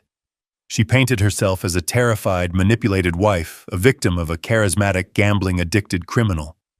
She claimed the embezzlement was his secret, that the $200,000 loan was his scheme, that the plan to have me committed was his desperate, evil idea. She claimed she only went along with it because she was afraid of him. She lied, of course. She lied beautifully. She lied to save herself, and it worked. She took a plea deal. She testified against her own husband. I was in the courtroom for the sentencing. I had to be. Diana was first. She wore a simple, modest gray dress. Her hair was pulled back. No makeup. She looked like a mouse. She cried on the stand as she read her apology to the court and to me. She said she was blinded by a toxic love and was seeking therapy for her codependency. The judge, seeing her full cooperation and her obvious remorse, gave her 5 years of probation, 2,000 hours of community service, and a permanent legally binding restraining order. She was never to come within 500 feet of me or my granddaughter Emily ever again. She walked out of the courtroom that day a free woman. She didn't look at me. Then it was Nathan's turn. He stood before the judge no longer in his expensive suits, but in an ill-fitting one provided by his public defender. He had nothing left. His own wife had been the star witness against him. The judge read the charges: felony embezzlement from his former firm, conspiracy to commit elder fraud, perjury for the falsified court documents. The sentences were stacked one on top of the other. 10 years, Mr. Stone, the judge said, his voice echoing in the quiet room. 10 years in a state penitentiary. I watched my son, my only son. He stood there, shoulders slumped. He didn't cry. He didn't rage. He just looked empty. The ambitious, arrogant man who had planned to steal his father's life was gone. All that was left was a hollow shell. They led him away in chains, and I felt nothing.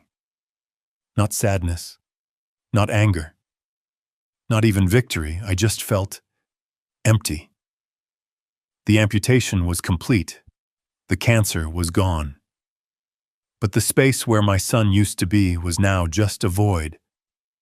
I walked out of the courthouse, the media shouting my name. I ignored them all. I got in the car with Peterson. "It's over," I said. "Almost," he replied. "We have one last piece of business, the most important one." He was right. The next day I was in Peterson's office.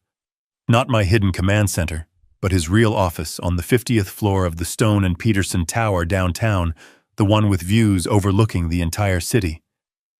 The girl, I said. Emily. Paul nodded.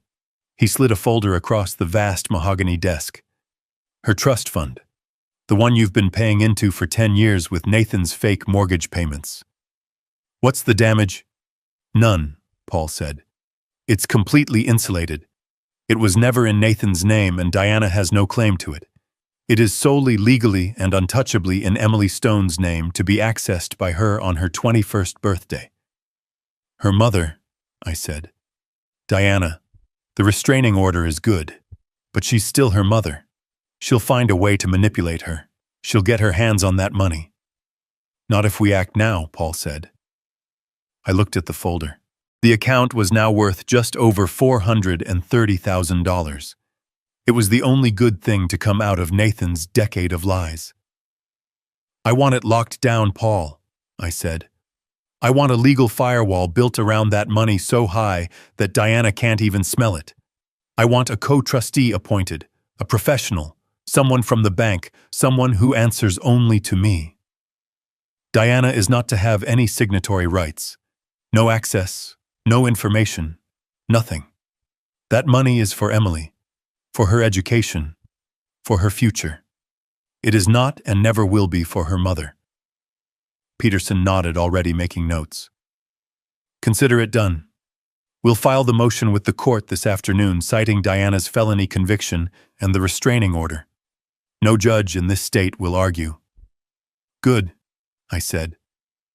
I stood up and walked to the vast floor-to-ceiling window. I looked down at the city of Austin, my city. It was all finally done. Nathan was in prison. Diana was a convicted felon disbarred from my life. Their marriage was over. And Emily, my granddaughter, she was finally truly safe. Safe from them. And safe from their greed. The cost had been my entire family, but the price for my granddaughter's future, I knew in that moment I would pay it all over again. A week later, the news vans were gone. The reporters had moved on to the next scandal. My bungalow was quiet again. I was sitting in my real office, the command center, not the small kitchen. Peterson sat across from me. We weren't drinking cheap coffee. We were drinking a 25-year-old scotch. The bottle had been collecting dust saved for a special occasion. I decided this qualified. The monitors on the wall were no longer dark. They were lit up, showing the sprawling complex web of my assets. The 82 million. The logistics company, the real estate holdings, the stock portfolio. It looked obscene. It felt heavy. I swirled the amber liquid in my glass. Clara was right, I said. My voice was quiet, just a rumble in the silent, air-conditioned room. Paul looked up, his glass untouched. About what, Greg? About this. I gestured at the screens, at the numbers. She said this money would be a curse if we weren't careful. She always said it. Don't let it spoil him, Greg. Don't let it make him weak. I took a sip. The scotch burned. I tried to protect him from it, I said. I built this whole lie, this persona, the retired foreman, the simple life. I thought I was protecting him from the curse, and instead, I just created a different kind of monster. I didn't make him weak. I made him hungry. I made him ashamed. I stared into my glass. I created a void, Paul, and his wife Diana, she just filled it with greed. I created a man so desperate for the aesthetic of wealth, so ashamed of his poor old father, that he was willing to erase me for it. You didn't do this, Greg, Paul said, his voice firm. You made a decision based on love. He made his choices based on greed. That's not on you. Isn't it? I looked up at him. I hid the truth from him for his entire adult life. I treated him like a child I couldn't trust. And then I was surprised when he acted like one. I sighed a long, heavy breath. It's over. He's in prison. She's wherever she is. And I'm still sitting here in a concrete bunker staring at numbers on a screen. Clara was right. It is a curse. Then break it, Paul said simply. I looked at him. What? Break the curse, Greg. You're 70 years old. You've been hiding for 15 years. You've been pretending to be a ghost in your own life. What's the point? What are you saving it all for? For who? He was right. The secrecy, the hiding, the simple bungalow, the old truck. It was all a performance, and the audience was now in prison. The show was over. A new feeling settled over me. Not anger, not sadness. Just exhaustion. I'm tired of hiding, Paul, I said. I turned to the monitors, all those numbers, all that power, all of it just sitting there dormant. I'm done, I said. I'm done pretending. I stood up. Sell it. Paul blinked. Sell what, Greg? The company. No, not the company.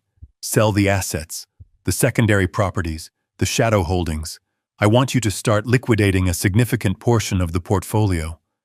I want 10 million in liquid cash, as soon as possible. Paul stood up. Greg, that's a massive move. What are you planning to do with it? I looked at the photo of Clara, the one I'd brought from my bungalow, and placed on the steel desk, her laughing eyes. I'm going to start using it, I said. Like she would have wanted. Like we should have years ago. I turned back to Paul. I want you to set up a foundation. A new one. Call it the Clara Stone Foundation. And I want its mission to be simple. For kids. For kids like Emily. Kids who are trapped. Kids whose parents fail them. We're not going to hide this money anymore, Paul, I said. We're going to put it to work. We're going to do some good with it. Let's break this damn curse for good. 1 year. 365 days had passed since I had last seen my son, since I had watched him be led out of my kitchen in handcuffs. It was Christmas again. But this Christmas, I was not in the small, cramped bungalow. I was not hiding. I was home. I was in the house I had just finished building, a perfect life-sized replica of the dollhouse I had built for Emily, the house Clara and I had first lived in. But this time it wasn't a young couple's starter home. It was a fortress of memory built on a beautiful, quiet piece of land deep in the hill country with the best materials my $82 million could buy. I was in my new workshop, a vast, clean space that smelled of fresh-cut pine and coffee. The windows looked out over a valley covered in a light dusting of snow. The Clara Stone Foundation was fully operational. Peterson handled the day-to-day, but I approved every grant. We had funded 3 new shelters for abused children and a legal aid fund for the elderly fighting guardianship fraud. My money was no longer a secret. It was a tool. It was finally working. I was finishing a small wooden bird, sanding the wings smooth. It was for Emily. I still made her gifts. I didn't know if she would ever get them.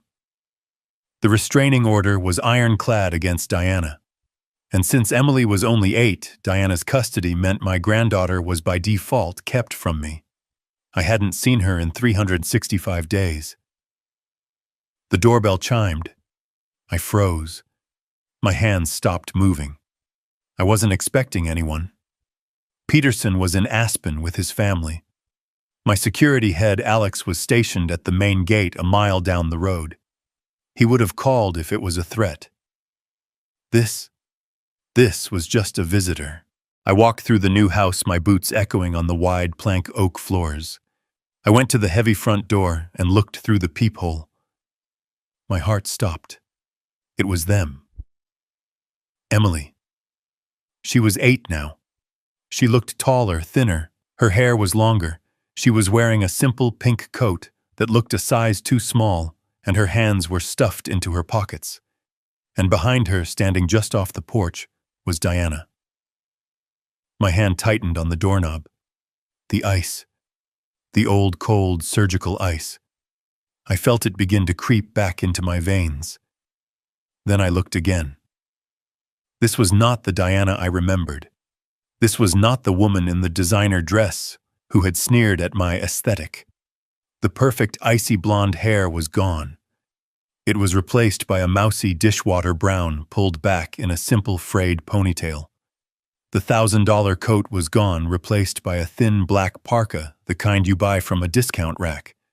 And underneath it, I recognized the uniform.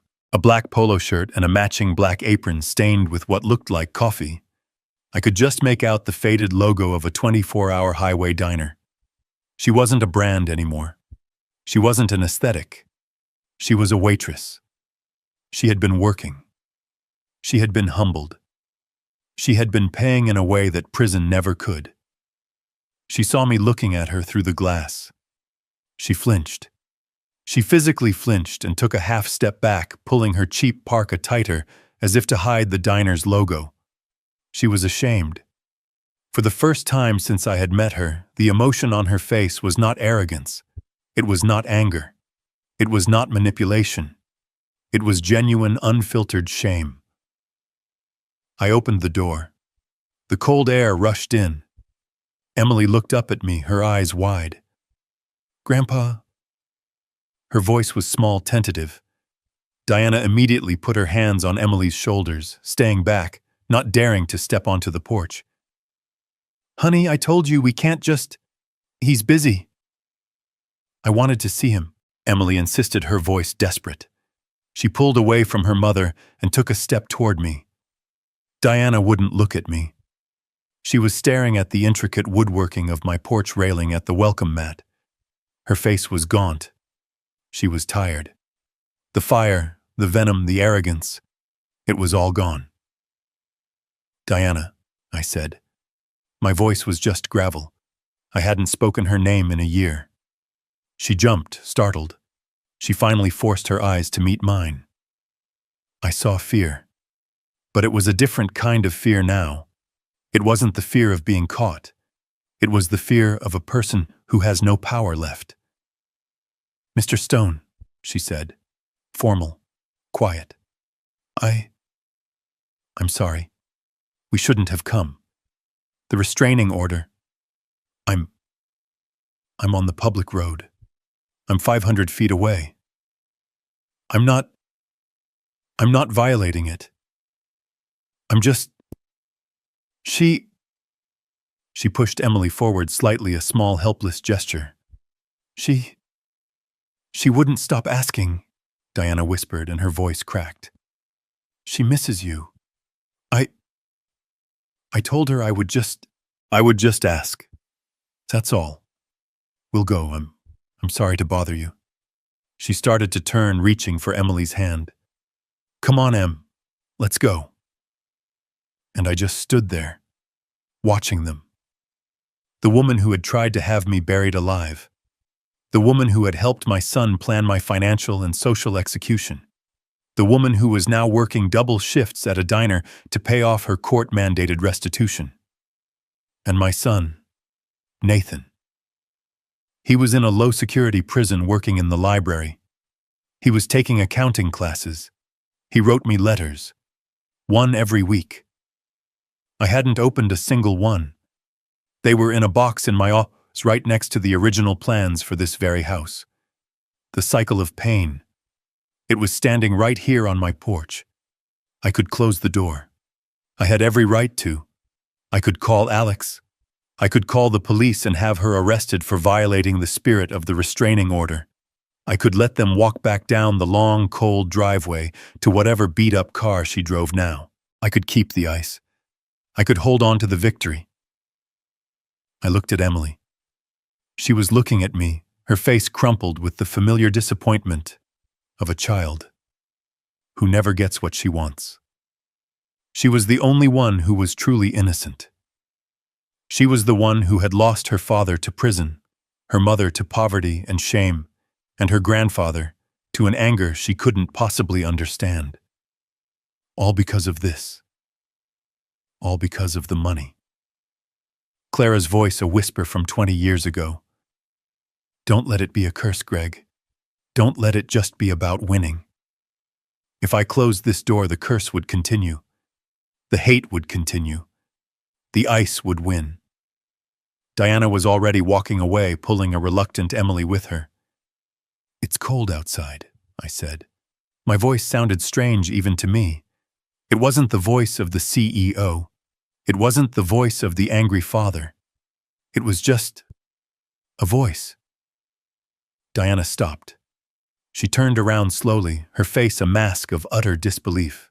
The light snow was starting to stick to Emily's hair. I didn't smile. I didn't open my arms. I didn't say, I forgive you. I didn't say, it's okay. I just looked at them. The broken woman and the innocent child. I stepped back from the door. I opened it wider.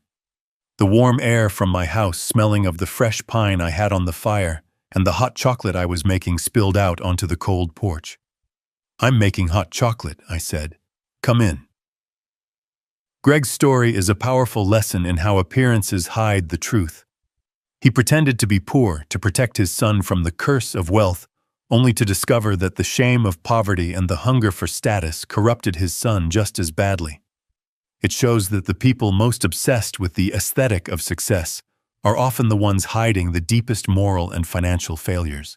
This story reminds us that true value is not measured by a bank account or a luxury car, but by dignity, honesty, and the strength to protect yourself even from the people you are supposed to love. What would you have done if you were in Greg's shoes? Let me know your thoughts in the comments below, and if you believe that justice must be served, hit that like button and subscribe for more.